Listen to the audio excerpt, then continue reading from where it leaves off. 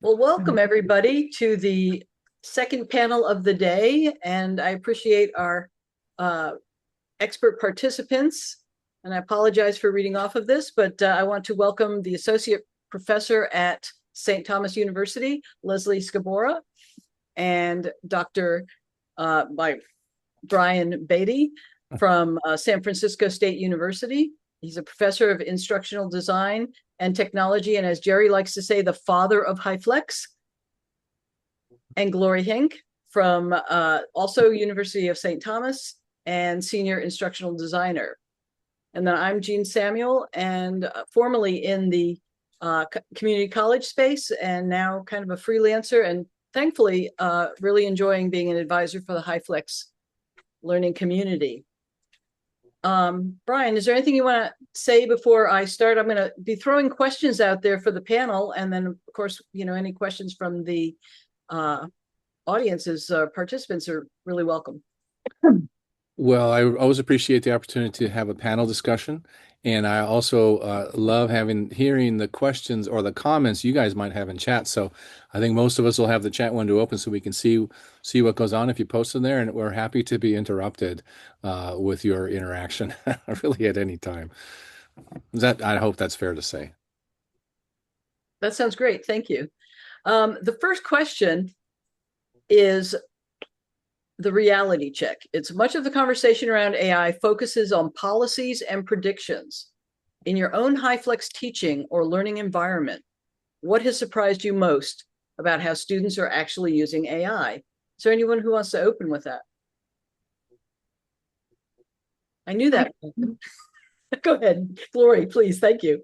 Well, first I want to say, as an instructional designer, I don't work directly with students, so I hear things secondhand, and I don't know if this used to surprise me. I don't think it surprises me as much anymore, but our students are really concerned about the impact of AI on the environment. That's a huge thing that impacts their use. They're concerned about being accused of plagiarism or cheating. They really, really, really need clear expectations around AI use. So that's about all I know really deeply about student use of AI. Same thing, Gloria. I'm not in touch there, but with that age group, one thing I'm finding more and more is they're saying the world is broken, and they really think a lot of it has to do with AI. And I think that's bleeding over into, so why would I use it? And I think that's healthy. That's only like new in the last 6 months that I'm seeing that really ramping up. And I hate to say it, it's promising.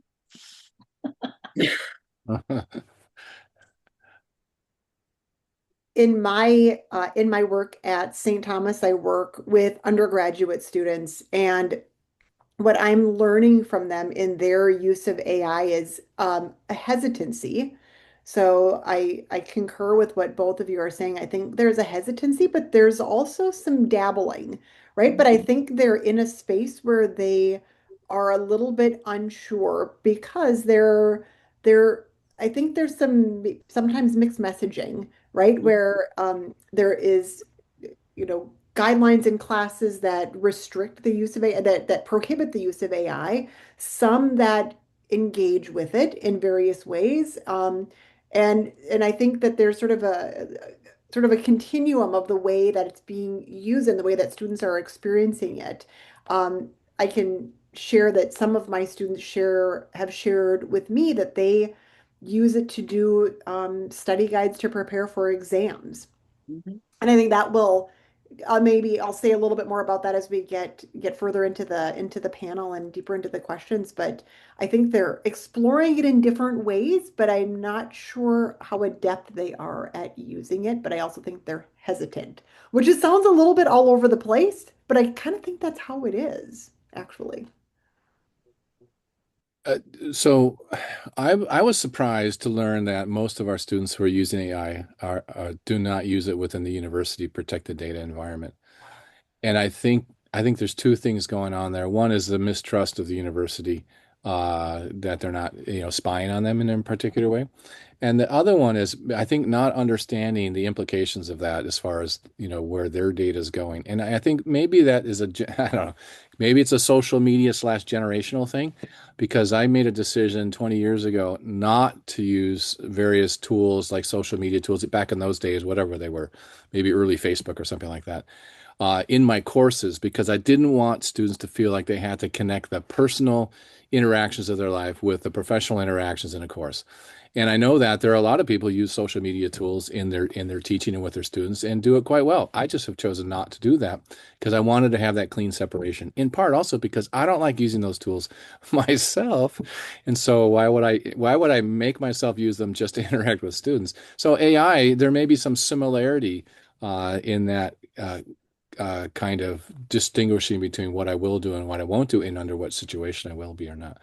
It also surprised me, I think, that almost all of our students are using AI. And even though I get feedback from a few students on, the ethical challenges or various other challenges, it's not very many. And I don't know that it's even all that consistent, even from course to course. So anyway, that surprises me. Really good food for thought. Thank you. Any questions before I move on? Our next question that we have queued up is, when does AI enhance learning and when does it undermine critical thinking? Well, I can start with an obvious response. Well, it undermines critical thinking when I can go to the AI tool and say, hey, look, here's the assignment prompt. Here's a couple of the readings we had that we're supposed to base some of our response on, what should I say? Because it'll do that. Any kind of any of these open platforms I know of will essentially draft a paper for you and do your revisions with you, and you don't even had to know anything about this, and you can get a really solid sounding paper. Yeah, and actually, if you know how to work the system a little bit, you can make it sound a little less like AI. Or maybe they do it in 2 or 3 different things, and then they have another tool combine them for them.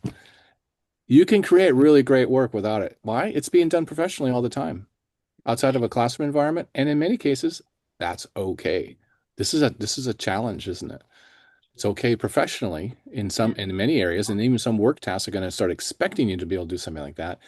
And yet in the classroom, not okay, because you're supposed to be learning how to think here, not just produce a wonderful paper. You're not wrong, because one of the things that I think about is that you can even say, I am a student in 10th grade. This is the subject.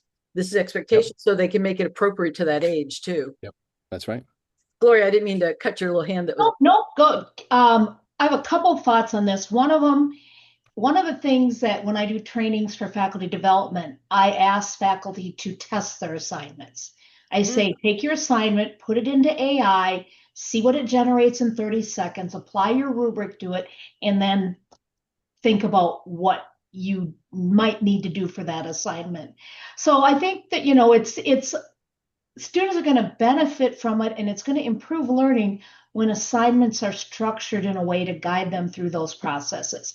For example, embedding personal reflections of their experiences into whatever the question is, so they're not generic. And then I think we've heard this over and over, emphasize process over product, right? Lots of drafts and peer review and those things. So really just working on structuring the assignments to leverage AI and enhance learning, which isn't easy. It's hard to figure out in this right now. I don't teach students directly anymore, so it's harder for me as an instructional designer to figure out how to do this. So I kind of practice on my faculty development workshop participants. So if you've taken the faculty development, you might experience that. I'll just add a little bit and concur with what Brian, with what you shared, that it seems that the most obvious way that it undermines critical thinking is when students use it as sort of a question and answer and produce a product, kind of a tool. And in most of the ways that I've seen and heard about sort of faculty using it to enhance critical thinking, and I think that this is shifting a bit and it's evolving, and from where it began was to have students critically evaluate AI output as part of Hmm. assignments in a classroom. And I think we probably heard, a lot of people talk about that, really think about the way AI hallucinates, the way AI might produce a response that isn't accurate or isn't logical or doesn't fit a particular scenario, and be a critical thinker that way. But I think we as faculty also need to help, if we're going to help students understand and utilize AI in an ethical way and ways that can enhance their critical thinking. I think me as a faculty person, I think I really need to be thinking about what can I do to create that kind of an environment for my students. And so it's something that I'm thinking a lot about because I'm trying to keep up with what I'm learning about AI at the same time. And so it's challenging.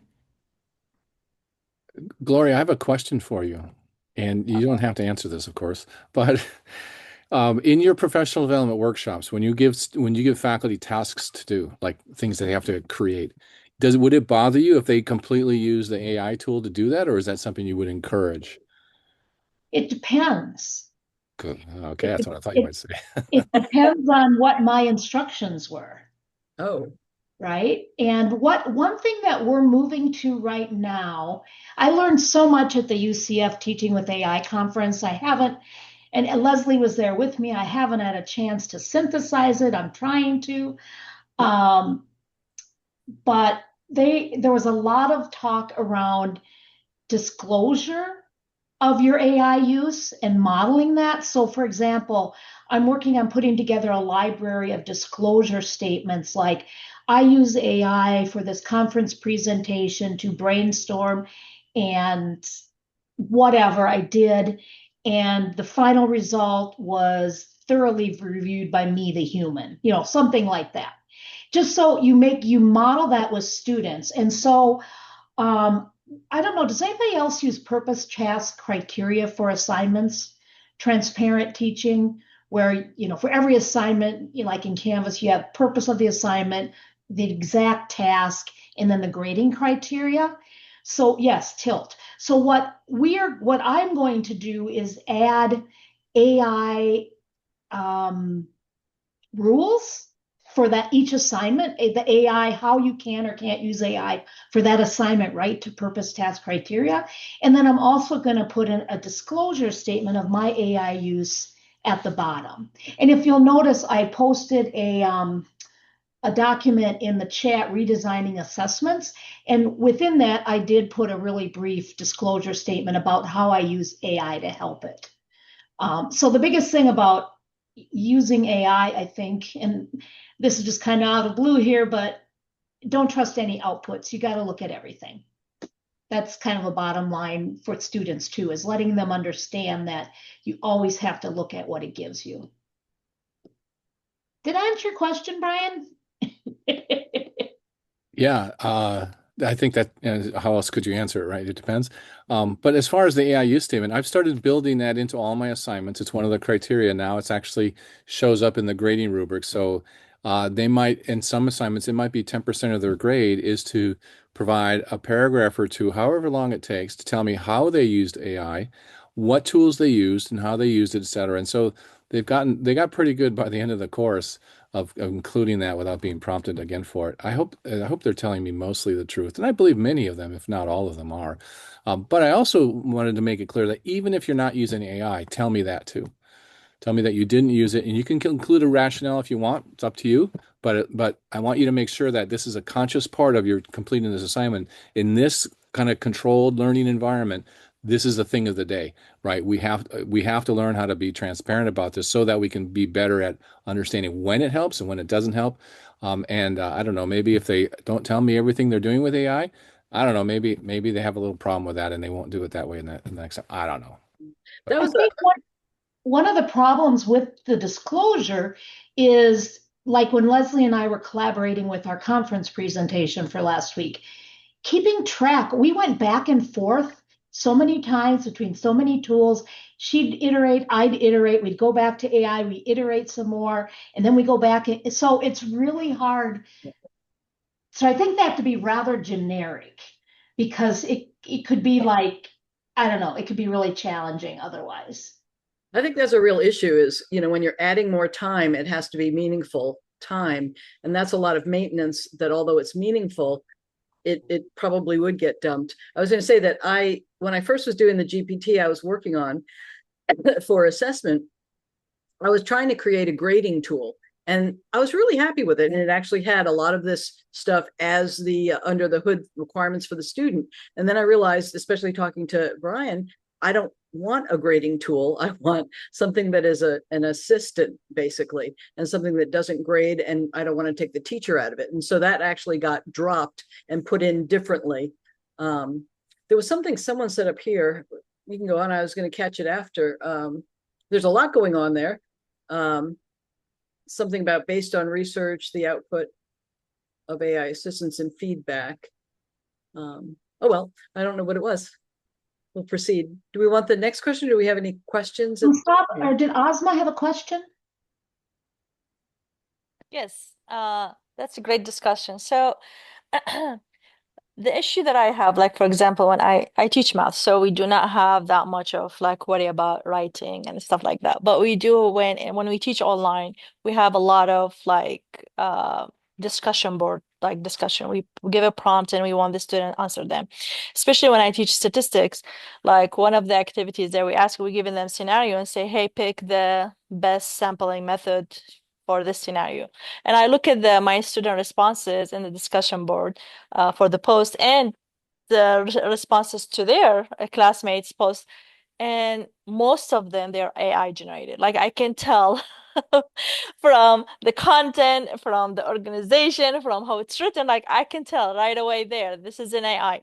But for me, like at least in math, what we're trying to do is these are soft points. So it's okay for the student to go and explore. And we're still trying to figure out what's the policy for AI is going to be. As you said, it's more like faculty individuals, like how they want the student to use AI. For me, I have no problem for them to use AI, but I hate the idea of copy and pasting directly from ChatGPT to the responses in the online discussion board. And I keep thinking in my head, it's okay, like I can tell it's AI. Did the student really gain any knowledge from that? So my goal is, okay, you want to use AI, go use AI. But did you really learn about those sampling methods? Do you understand what's the pros and cons for every sampling method? Is it doable in this scenario? Like, did they learn any of that? Or they just copy and paste? So that's the struggle that I have is like, I don't want to keep investigating, are you using AI or not? What I want to know, did the student really learn something, even if it's AI? Because before AI, like even when I was a student, when I'm stumbling on something that I don't understand, what's the first thing I do? I Google stuff. Okay. So there is no big difference. Now they're using AI. But the thing that I want to really know is like, did they learn anything from their interaction with the AI? Like if this was an assignment in the classroom, let's say, and they use AI, most likely I will have a discussion about it in the classroom just to see how much they learn about the subject. But in online setting that I don't see them, they don't see me, I just give them a grade, I comment on their feedback and stuff like that.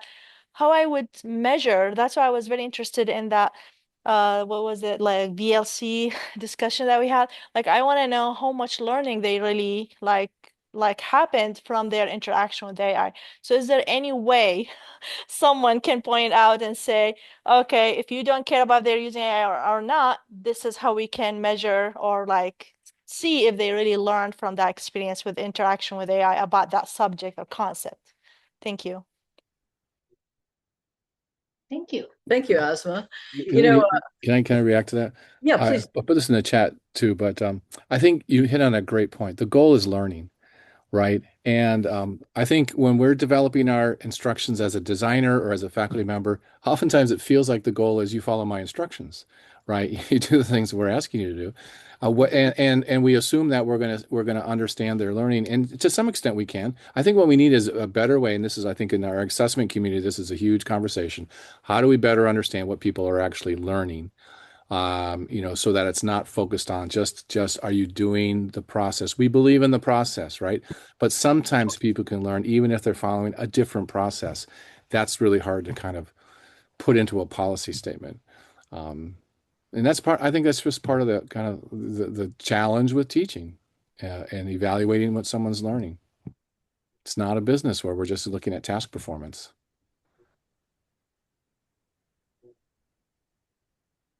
I agree 100%. I don't know that we forget it, but we forget to mention it or emphasize it. Mm-hmm.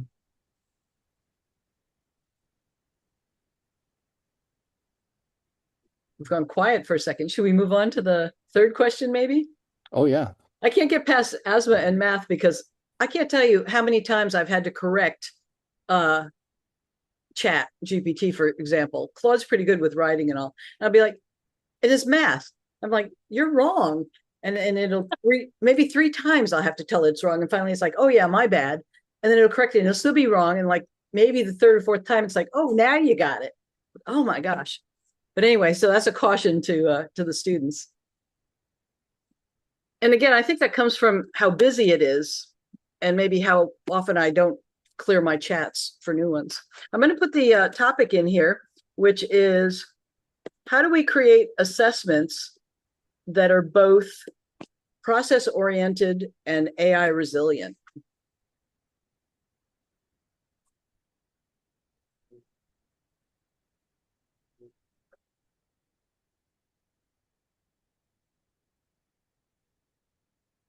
When I think about learning, I always think about process over just product. And it seems like especially with authentic assessment, the more we de-emphasize product and the more we look at process and build it into it, I think the better off we are. And then doing, as was mentioned, letting the students know explicitly, all that depends that we said it depends on what I tell them. But Brian was saying, I don't say follow the instructions. I say, I'm emphasis on learning.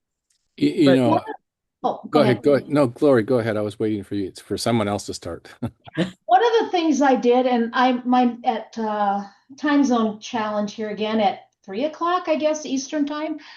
I'll be doing a variation of the session that Leslie and I did in Florida about human in the loop and using AI and talking more about Boodlebox.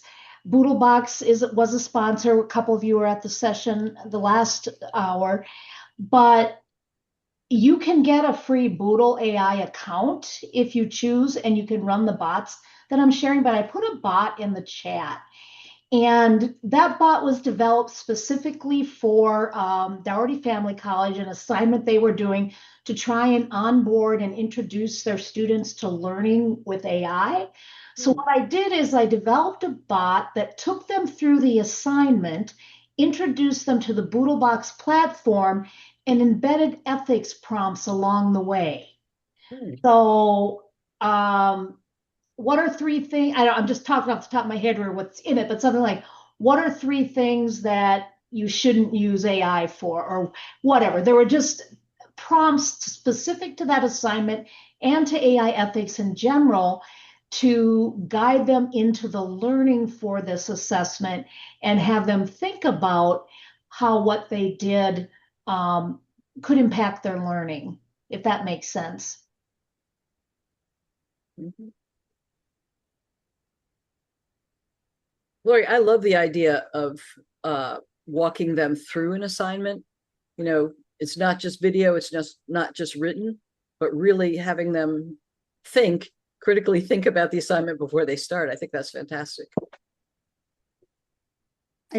Brian, I noticed that you just dropped into the chat about using reflections, and I was just thinking about the previous conversation and the question, Asma, that you asked, and how it sort of connects to what the topic at hand. And this is something I'm learning as well, and I've always included reflections in my assignments, but with the advent and increased use of AI and the different modalities that I teach across, I'm asking, Asma in particular, I'm thinking about your question, I'm asking much more process-related questions related to their learning. And So things like where in this assignment or where in this topic did you struggle or did you have challenges? Tell me how you worked through that. So I have a little bit more understanding of the way that they're thinking about approaching their learning and the way that they're approaching assignments, and not it's not so that it's not just following instructions. And I'm learning a lot. It's really, really fascinating. But you've um, got me really thinking more deeply now about how to assess that learning, right, in a way that maybe I'm not capturing. But I think that this is a really, really important topic, is the process piece, particularly as students are moving back and forth with AI and the way that they're engaging in it. Yeah, that makes a lot of sense. The process, I mean, I trained as an engineer and I worked in nuclear power before I got into education. And for us, process was so important. If you follow the process, you have to trust the process and you're going to get the outcome 99.9% of the time. And in a well-structured system, that's true, right? Follow the process, it always leads to a certain thing. The learning process is important, of course, but it's not nearly as well structured as sometimes we might think it is. The finely crafted instruction that we all create works great with some students some of the times and doesn't work well with some students any of the time. It's just kind of interesting. It's just a different thing. So yeah, we do weekly reflections, and I think that's important. And I tell them specifically in those reflections, I want to hear about your process. I want to hear about what's going on, not content. Don't tell me what you're learning, but tell me how you're learning or what's getting in the way or, how things are going, just in general. Say whatever you want. And I make those open. So everybody in the class gets to see those. And I tell them, look, no one's going to reply to these. No student probably will, although they could. It's open for reply. I won't reply to you unless you ask me a question. And I find that after they kind of get used to this idea of an open weekly kind of report on how my process was, they start, they get pretty transparent with how it's going. And that's an important thing for me to get a sense of each week. And so they'll talk about maybe the AI use or the not AI use or the assignment or the not assignment. But there's some really interesting comments in the chat too about what are we even grading them for? And as I read those, I was reminded, not everybody has access to AI like we think they do. Not everybody has access like all the time, great, high level, professional level kind of interactions. And also, I want to think about this. What about the day that will come when the AI systems are down for some reason, right? Some big hack or someone turns everything off or whatever it happens, because it's going to happen, right? It happens with our other, major systems that are out there. Happened to a lot with Canvas just before the end of the term, right? When we were trying to close up. What do we do then? So if we can just say, well, you can do this with AI, so we're just going to teach you how to use AI to do this. Oh, there's a big problem with that. And it may not be immediately visible to us, but we do society a disservice if we kind of get to that point. We said, you can always use a calculator for all those, pluses and minuses and things like that. We don't need to teach you basic mathematics anymore or arithmetic or whatever. I don't know. Saba said it happens with trains a lot in London. I assume she means hijacking the logic, I guess, or whatever's running it. Or cursive writing, right? Yeah. Students don't know how to write anymore. And that's a problem for me because I'm a fan of generative writing and learning. And I think cursive also, the alignment of math and music and doing cursive writing for developing your brain. So. Yeah, kind of like writing a real letter. Mm-hmm. Oh my gosh, my spelling is Lost art. hilarious right now. But just a quick chiming in about the assessing students on their writing. So we have some faculty who teach English, and they use the Blue Book the first week, and then they use the Blue Book again midterm, and it kind of gives them an assessment of where the student is with their skills right from the beginning of the course, and if tools like AI are used throughout the remaining time frame in between those dates, you kind of get a student, using that tool, a little excessively. So it kind of prevents a student success, and that's what that's what the goal is there. But sometimes we have to go back to basics in order to make that work out. Thank you, Gennaro. Yeah, very true. I think we have time for one more question, maybe. I'm not sure. How do we honor student choice? Before we move on to that, Oh, yeah. out Jerry, of you there, pop back in. Hello. yeah, I'm hearing what Gennaro said earlier about we return to blue books. Mhm. I have to tell you that I do most of my best writing, not writing it on paper. I may use that to do an outline, but in front of my computer and my keyboard, so if I was asked to complete something using a blue book, I don't think I would create something as well. And I don't think it would be a true representation of my learning and my thinking. So, and I think that and I'm, of a different generation, and I believe that that would probably be a hindrance more so for maybe a younger generation that has grown up in the digital age. Yeah, I think that's an excellent point because nobody wants to be in my brain because it's extremely chaotic. And when I take notes and write things down, they're chaotic until I go ahead and I can structure it and then restructure it and then go, general to specific and vice versa. So thank you. That's well taken.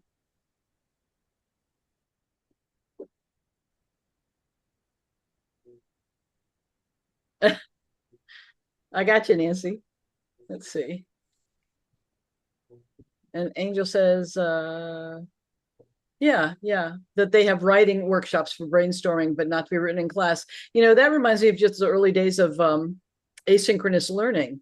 And I thought it was a great equalizer. And that's why I like HyFlex, because people do learn differently and do perform better in different methods. And it's nice to be able to offer those differences. Do we have time, Brian, for one more, do you think? Yeah, you're facilitating and moderating, and I think Saba has a comment or a question. Oh, okay. Oh, I missed it. Thanks. Thank Saba, you go so ahead. much. Just thank you very much for all the interesting discussions. Actually, I wanted to say that we want HyFlex to be active learning.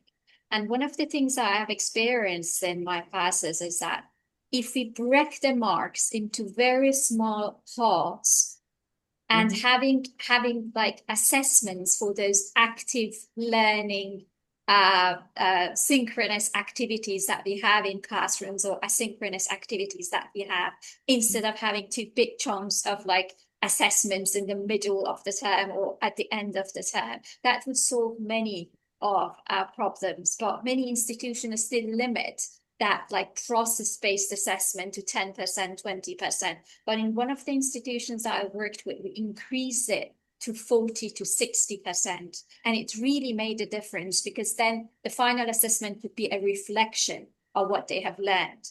And we had lots of active learning, and the students became much more active in the classroom activities because they knew that this is the one that is going to carry marks rather than like the final big assessment. I agree, Saba. I do want to note that that's the challenge, depending what your assignment's like. When people say, okay, I know when it's synchronous and I know when it's, except I can't see their other keyboard or their phone, or when they're in class. But now you get to async and it's like, okay, in that discussion board, those things, many, many, many low stake assignments, which I used to also say, but that's what they spend their time on, is a lot of, learning and forming information. What do we do now in the age of AI? And that's where I find the challenge.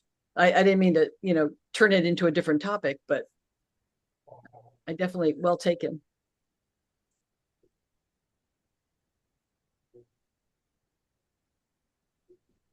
And Brian had put out there, when students have the ability to choose among options, that AI can all lead. Can all lead, got it, to the same learning outcomes. I can't read anymore. In assignments, in the learning process, in participation, etc., we may serve them better. And yes. Yeah, just making a point that has already been made.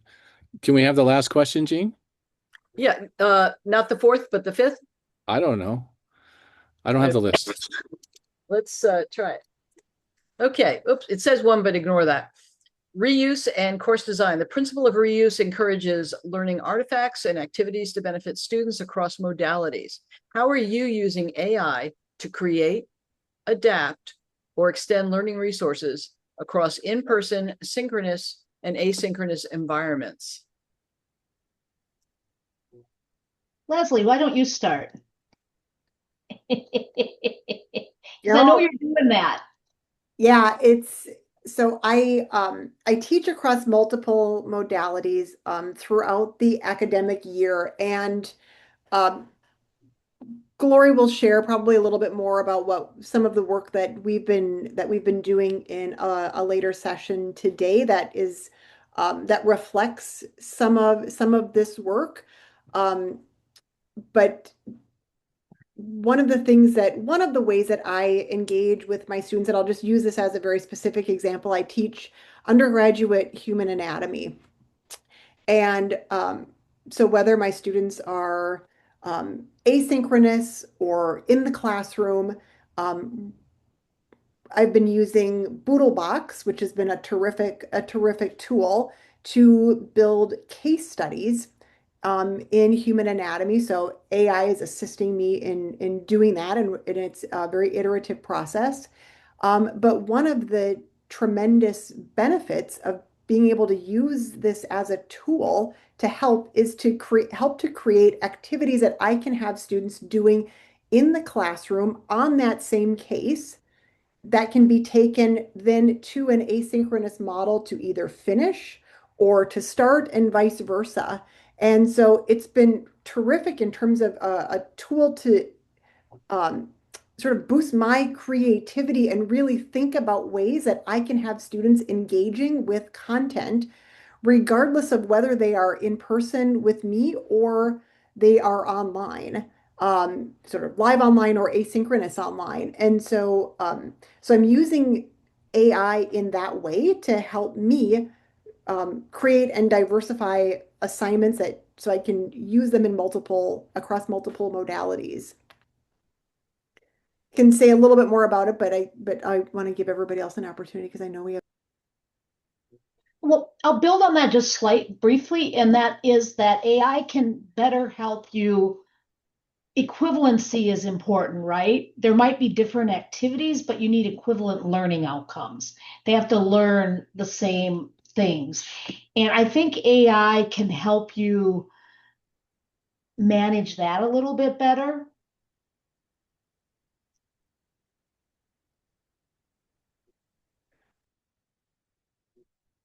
So I'm just putting something in the chat, just in case we didn't have time for that. But I've been using things like Notebook LM to create different, media versions essentially of assignments or information that I would normally just give them in text or maybe in video, where I could take a video transcript if I have like permission to do that and kind of reform it. I also created a custom GPT called Respeak. And what that does is it takes smaller pieces of text, like copy and paste some text in here. And what format would you like? Do you want to hear a story about it or other kinds of things as a way of helping support students who are struggling with just that one set of language? Because I give them, in grad students mostly, sometimes undergraduates, but often give them a range of readings. And one of them, at least, is usually pretty difficult context or academic journal stuff, because some of my students need that in their context. And those tools can be really useful. It also helps them learn to do that for themselves.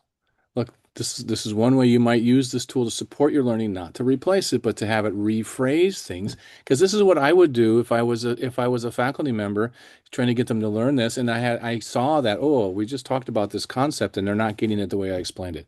What do? You don't say the same thing over and over again. Well, let me tell you it again. Let me tell you it again. Like reread it, reread it, reread it. Not so much. How about I give you a little bit different perspective on this? And then maybe you go back to the original statement because sometimes that's important the way it was originally provided. So those are the kinds of things I'm using. And AI makes that so much less time to do. In fact, that I would never give them a video explanation of a difficult concept before, or almost never.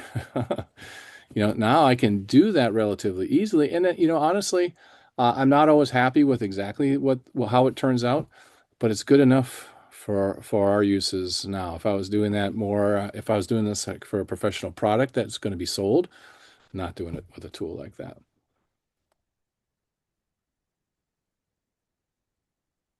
I I'm think so she's glad that saying it told me to unmute. I'm just trying to do it, not finish the day without doing that, you know?